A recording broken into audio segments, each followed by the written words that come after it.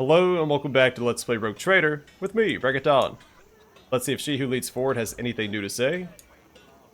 She does not. I always keep my options open. Well, that's unfortunate. I was going to ask her if I could take all this stuff, but now I'm just going to take it. That's what being rude gets you.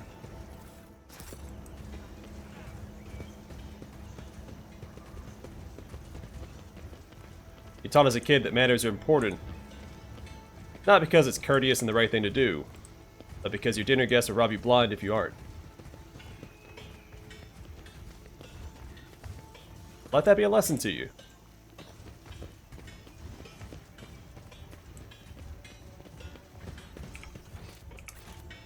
Always keep your eye on the prize.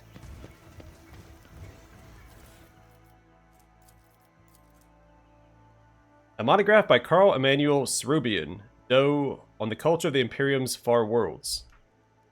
The Children of Quetza Temer Chronicles. An analysis of the canvases made from wood, bast fiber, showed that the chronicle had been recorded for at least 500 years. The older chronicles tell of a bleak historical period of the tribe's decline due to an unknown virus. The symbols on the canvas resemble High Gothic letters, but the inhabitants do not know the origin of their meaning, claiming that the sacred knowledge was bestowed upon them by Quetza Temer himself. This character, revered as a god, obviously originates from the Imperium that we know. His exact name either lost or adapted in accordance with local phonetics. Let's say prophecies. The only other sacred symbol the tribe reveres is the Aquila, the two-headed eagle god. A group of the most interesting canvases depicting tragic yet heroic deeds was confiscated and taken on board for further investigation. Many of the words made up from the scrambled Gothic symbols were easy to decipher, such as banished, sacrifice, valley, or lands, as well as death, incomprehensible, and merciful. This part most likely talks about some sort of sacrificial pilgrimage. A priest has confirmed my theory. Any tribesmen who have committed an offense can atone by sacrificium, a journey to the Deadlands full of unknown deaths. The adepts that I have sent to investigate the Deadlands have not returned yet. End of log.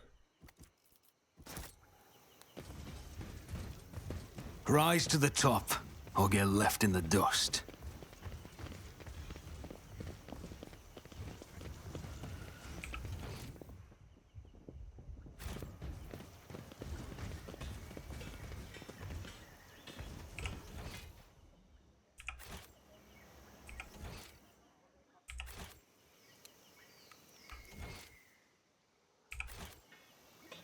Is there money to be made?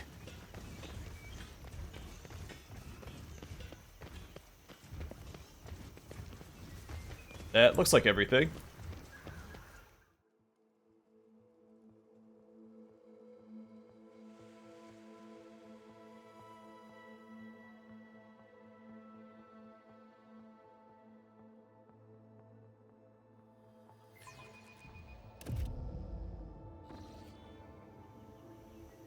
The rich flora of the forest at times staggers the imagination.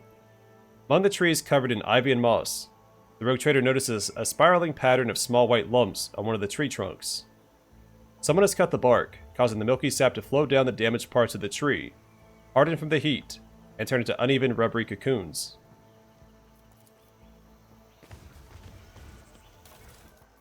Assumably, that's Caligos Winterscale's hunting party. Let us not dawdle. The vicinity of the carefully erected place of worship is quiet and peaceful. This altar radiates a strange energy, as if rituals involving psychic powers have been performed here many times.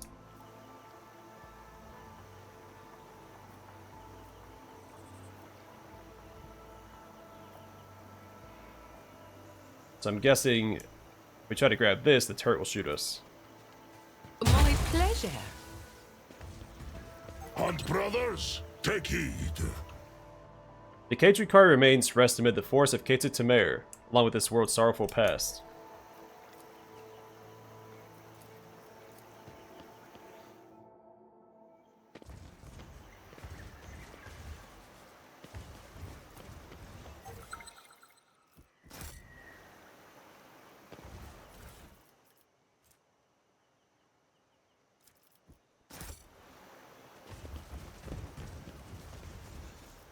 I always keep my options open.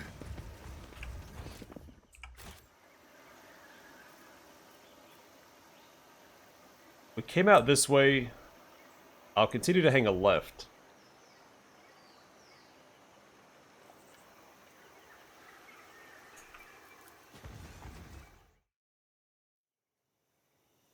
Halfway through the day, Rogue Trader discovers a new wonder of Quetza Temer's forests. A spacious stretch of land overgrown with reddish-brown grass covered in sickening yellow blisters. No other plant can be seen among the red blades of grass. The answer to this mystery may have something to do with pale spider-like insects crawling on the underside of the blades. Gross. Lush overgrowth has sprung up in seconds, blocking the way back. The trail is gone. As our Always left. keep your eye on the prize. Judging by the traces of blood, Xenos attacked the camp from high ground, reluctant to get too close. The markings on the containers date back almost 500 Terran years. Inside them are decayed remains and unusable equipment.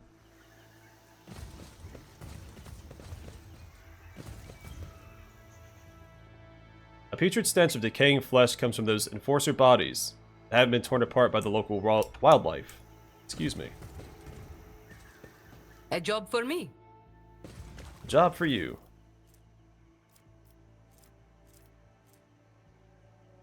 Tempestus Carapace Elite Backpack.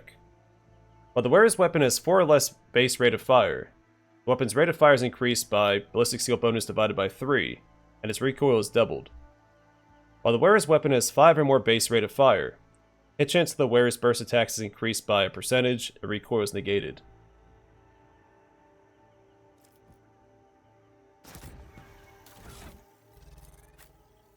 I don't think you can increase the rate of fire for a flamer.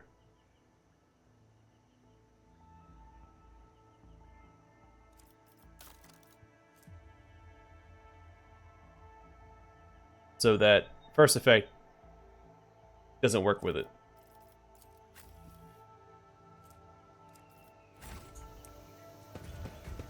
Rise to the top, or get left in the dust.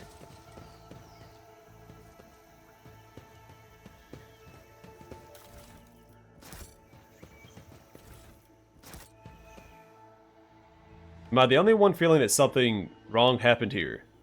Something we don't see and don't understand. Keep your wits It happens a about lot. you. I wouldn't fret about it. Caligos Winterscale set up camp on the remains of an ancient military encampment.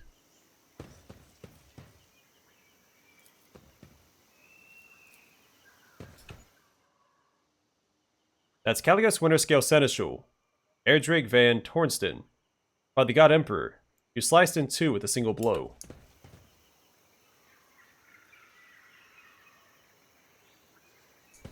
Let us not dawdle.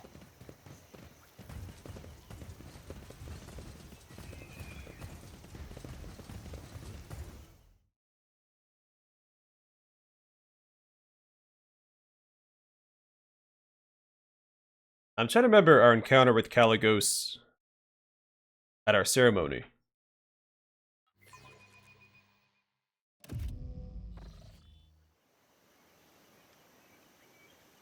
After several hours of traversing the forest, a small mountain blocks the way. Something about the pattern on the stone seems wrong. A few moments later, it becomes clear that there are concentrated parts glinting at the base of the mountain. The machines appear to have grown into the stone itself, along with the dirt and grass, with the only proof of their artificial origin being the occasional flashes of lumens powered by some random unknown impulses. A carcass is lying on a flat stone nearby, cut open and sacrificed to an unknown god.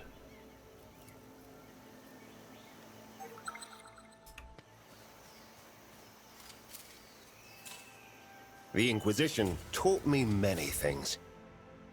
Time-worn Imperium breastplates and chainswords are gleaming amid the mummified remains.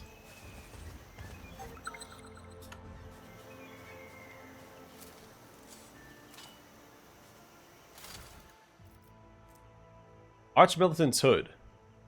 Each of the wearer's critical hits made with a ranged weapon increases their melee weapon critical damage by strength bonus until the end of combat.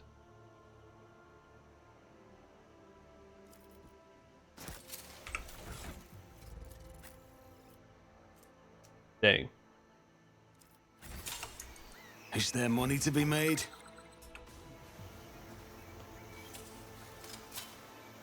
There.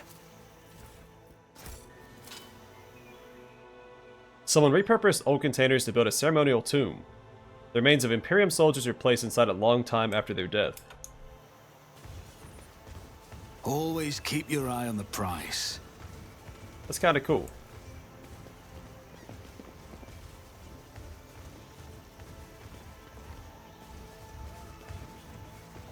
A mound of impromptu sarcophagi.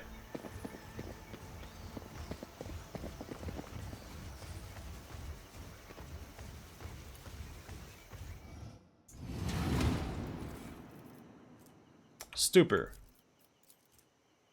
If Deadeye shot using this weapon deals critical damage, it stuns the target for 1 turn.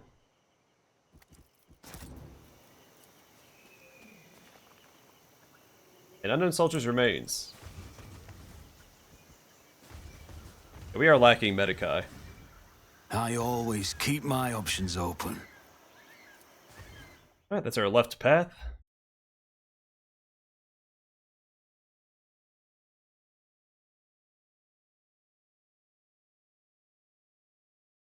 If we start treading upon familiar territory, I'll start taking right paths instead.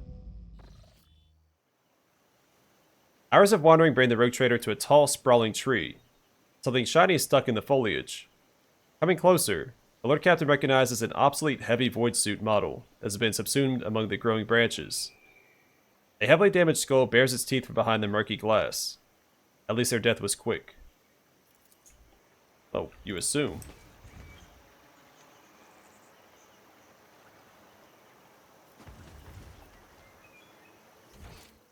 Okay, to the right. Keep your wits about you.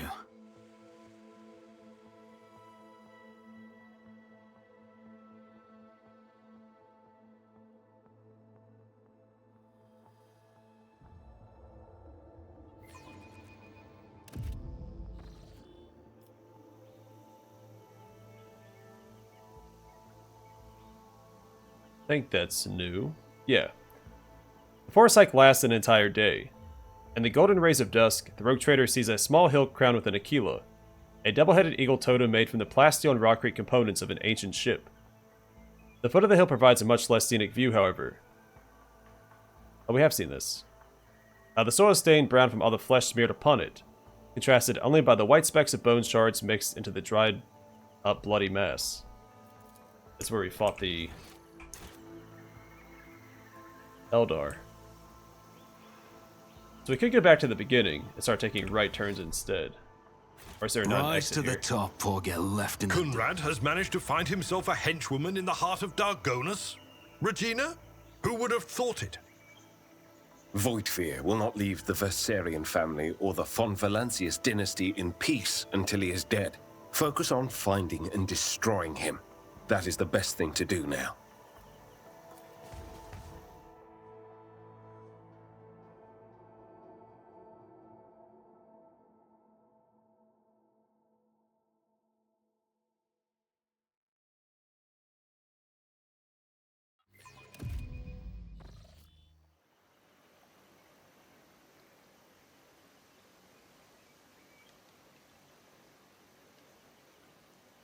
This is new. The trek among the monotonous forest landscapes is becoming dull. The rogue trader's wary eyes are ready to close of their own accord when the usual sounds of the forest are interrupted by a blood-curdling scream. The cries are drawing closer and closer, and their source finally appears.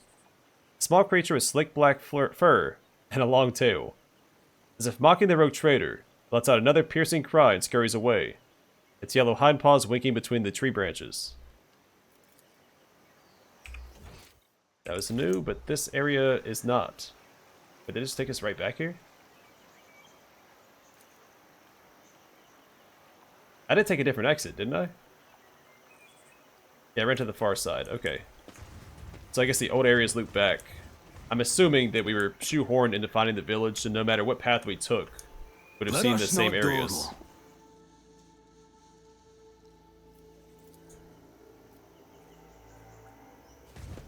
I would go straight here. No dialogue. Always keep your eye on the prize.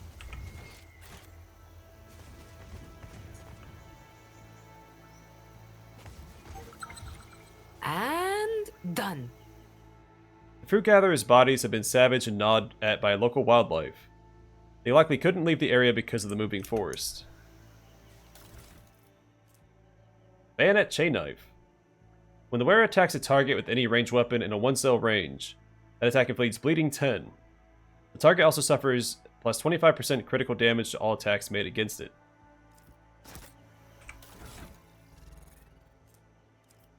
There's something missing from this game. I think is an officer or commissar ability called like mount bayonets or attach bayonets, however you want to phrase it.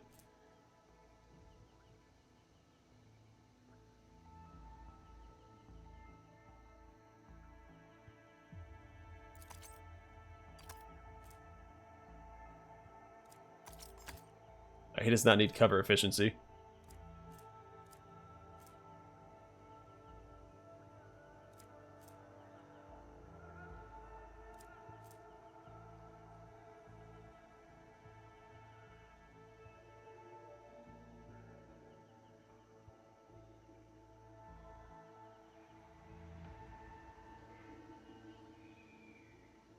This is interesting. I'm gonna mix it up. Commander's Chrono would be good too. But anyway, I was thinking the ability could have all allies in a certain range charge one enemy into a melee attack. Or attack with whatever weapon's equipped.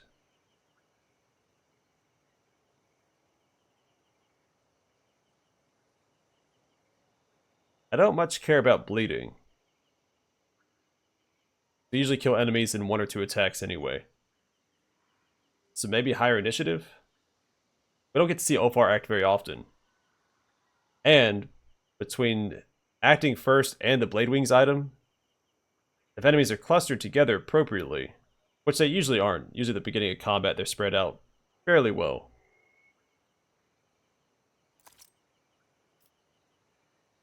But they increase 25% critical damage. I will keep this. I always have a backup plan. A sweetish smell of decomposition comes from the woven baskets. For whatever reason, the fruit is left to rot under the scorching sun.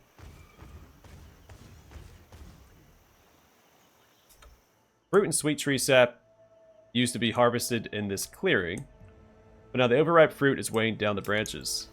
Keep your wits about you.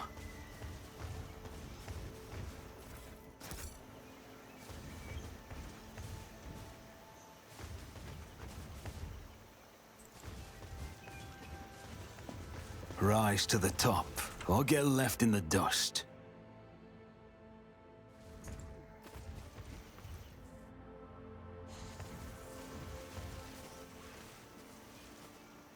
My spirit fades. Wharton the Grey. Don't sheathe your axe yet, my lord. More game rear their heads, eager to lose them. The mound of muscle next to the laughing rogue trader menacingly rolls its shoulders. You recognize the hulking man as Wharton the Grey, arch-militant to Caligos Winterscale, who accompanied his master to your Magni Accessio. Caligos briskly turns on his heel. The blade of his power axe shines, so I think he cut that one guy in half with his power axe. The blade of his power axe shines threateningly in the sun, covered in fresh blood.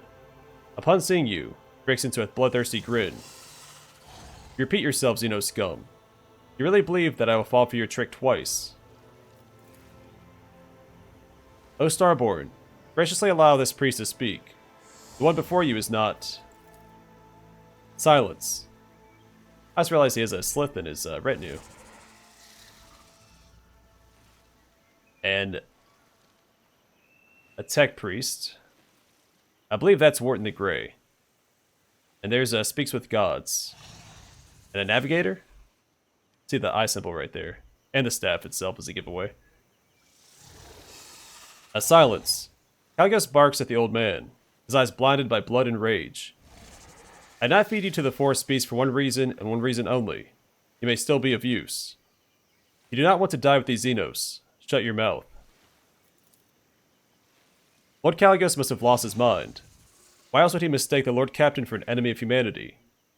Abelard lays a hand on his weapon apprehensively.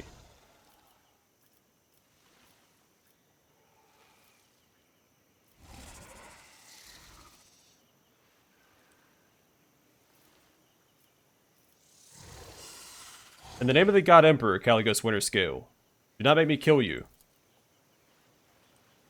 Caligos shudders from your words as if from the taste of sour wine. I suppose no Xenos would be desperate enough to feign devotion to the Imperial Creed. Winterscale looks you up and down again. The recognition dawns on his face. Is that you, new blood? Fancy meeting you here. What in the void are you doing on my world, and in such company?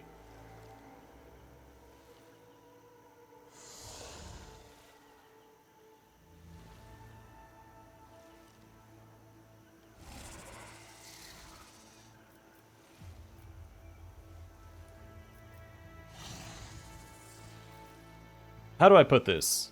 I set out to aid you, and got somewhat lost. Well then, welcome to the Quetza Temer hunting grounds. A wildfire lights in Caligos' eyes as he gestures around. Everything here, from edge to edge, is filled with detestable Xenos. I am not greedy, but enough trophies for everyone. Assess Winterscale's condition. Unsurprisingly, at your first meeting, Caligos Winterscale appeared before you in a more favorable light. However, under the layer of dried blood and dirt, you still notice a strange detail. The rogue trader appears neither wounded nor exhausted. Having spent a good 30 nights in the forest of Quetza Temer, Winterscale has merely swapped his dazzling smile for a feral grin and drenched himself in the blood of his enemies. Inspect Caligos' retinue. The thin old man looks on with trusting violet eyes, and you notice silvery sparks glimmering within. His thin body shivers from the slightest gust of wind. You can still sense the power contained in his elderly frame. He nods with a meek smile. Magos Galenia Zeta. A panicked binaric trill escapes from under the tech priest's hood when one of her mechadendrites goes limp, sparking in multiple places at once. The servant of the Omnissiah gently picks it up and warily wields her combi tool until the manipulator starts moving again. Also, that looks ridiculous. Trevor Cassini. The tall navigator in ragged clothes of silk and silver proudly wears the coat of arms of House Cassini. Half of his face is ruined by a fresh scar left by acid. Donald von Valancius. The navigator nods politely. Though he tries to hide it, his voice is filled with pain and suffering. Hiss. The slick mercenary looks around viciously, frantically clutching their weapon. Their body is peppered with wounds, both old and new, some rotting and some almost healed. Their yellow pupils narrow when you lock eyes, but the Xenos quickly loses interest. Wharton the Grey has not changed much since your last meeting. Still the same brute of a man with bloodshot eyes and a dull expression on his face. However, unlike Caligos' other servants, the arch-militant does not look exhausted, and neither does Caligos. Both are filled with rage and thirst for battle, as if the hunt has only just begun. I should like to ask a few questions about your presence on Quetza Temer. Really, I should like the tenderest sea serpent steak and a bottle of Calixian Amasec. What misery! For 10 moons already, I've been forced to subsist on grass, roots, and insect larvae.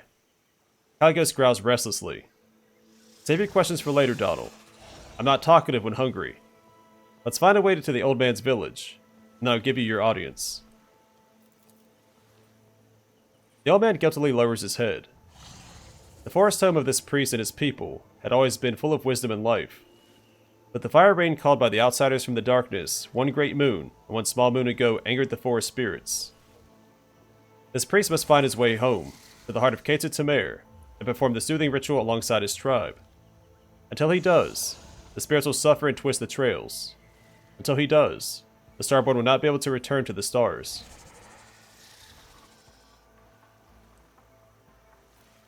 You've already destroyed 4 Xenos ships. Is that not a great victory in itself? Cease this hunt, I shall make the Xenos leave your worlds forever. Retreat when the enemy's bones already crunch underfoot. Wharton sneers. Alien blood must flood the lands of Quetza Temer. Only then will the Xenos have paid for their insolence. Quiet Warden. This hunt really has dragged on for quite some time. The ever-twisting paths, the paltry game. The dullness of it all is suffocating. The rage on Caligos' face changes to dejection. I may accept your proposal, Donald, only when I am certain of the destruction of the remaining enemies. Of course, that's assuming we find them in this accursed forest. Annoyance and malice drip from Winterscale's every word.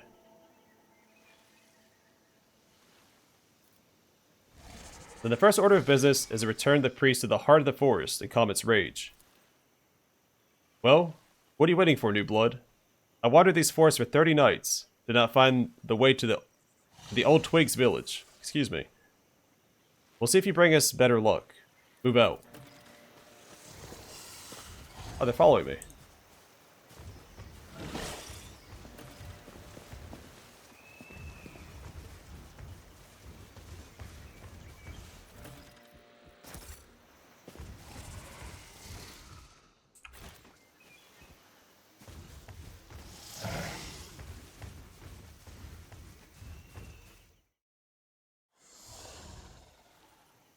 The sound of rushing water comes from somewhere close by.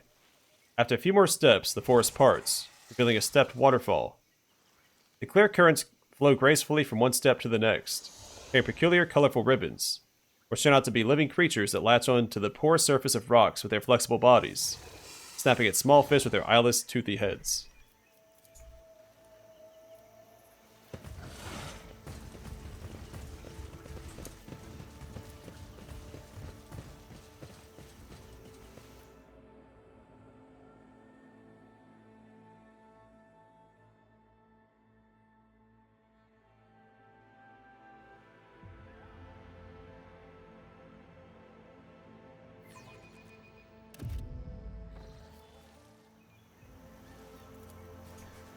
I always keep my options open. So we could make the argument, I'm going to go this way first. We could make the argument that my character would have wanted to go on a Xenos hunt with Caligos.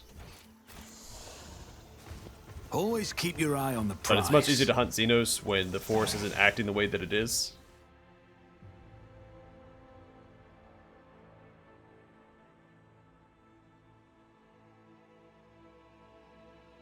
And my character's not lost in whatever blood rage Caligos was lost in. I'm assuming he's fallen to Khorne, or he's on the path to fall to Khorne.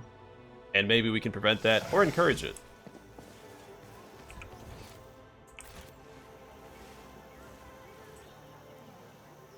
Alright, I'm gonna call it here. Next time we'll go speak with Caligos, and I guess she who leads forward and speaks with gods. And see what happens. I'm assuming it's gonna devolve into a fight. I mean, it's one rogue trader's retinue against another. I don't know if Speaks with Gods will side with Caligos. In fact, several of the retinue didn't seem like they wanted to be there anyway. I could see it just being the Slith, Wharton, and Caligos himself, because the Navigator seemed not very happy, and the Tech Priest was falling apart, so. But we'll find out next time. For now, thanks for watching. I hope to see you guys in the next one.